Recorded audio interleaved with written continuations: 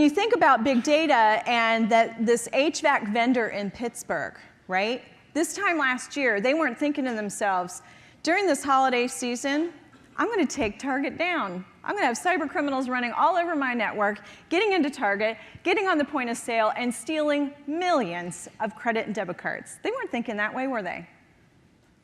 But it is our belief that had they done big data and behavioral-based analytics, if you literally take the linkages between you and all of the vendors that you partner with, and you start to baseline that data, that behavior between you and them and that link, it has a pattern. And as soon as you start to see things go outside of that pattern, you know you have a problem there.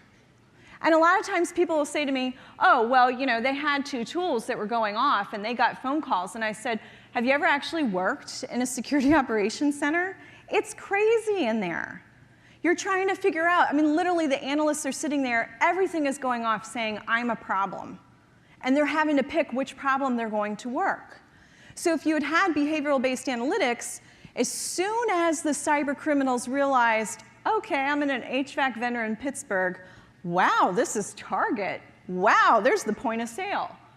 And literally, they got greedy, and they started running back and forth to deposit the black malware right on the point of sale terminals. That could have been an alarm. And it could have been, do we have a fire? Do we have an outage? Oh, no, we have cyber criminals in the network. And things might have been a lot different. So the power of big data and behavioral-based analytics is so positive and so powerful. I want to see you deploying that as an additional creative strategy. How many of you have a relationship with either an email provider, financial services company, or some other provider that when you log in online, one of the things they do is they text you a code that you type in as part of sort of that login process? Right, it's a good amount of the room. So guess what? You need to be planning what's next after that. Why? Because we're watching the mobile malware attack kits in the cybercriminal underground get very inexpensive. So what does that mean? Okay, so cybercriminals, for the most part, are evil and lazy. Most of them are not brilliant, okay? Somebody figures out something that works, they sell it to everybody else, and they all do it over and over again. So for example, if you're still running Windows XP, please, come on, retire it. Oh my gosh, you had 7 years, right?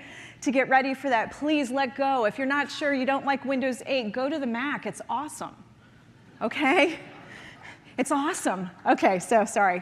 But seriously though, I want you to be thinking differently, because every time somebody thinks we've got the silver bullet, chip and pin on credit cards, we've already proven in the white hackers lab you can actually spoof the chip and pin. What are we doing post chip and pin? What are we doing post two-factor authentication where you're texting a code to your customer? The mobile malware attack kits that we're seeing not only do 2 things. One, take over ownership of the phone, but allow you to really surf the data on that phone. So what does that mean? Well, I, criminal, log in as if I'm you, not criminal, and I am now spoofing your phone.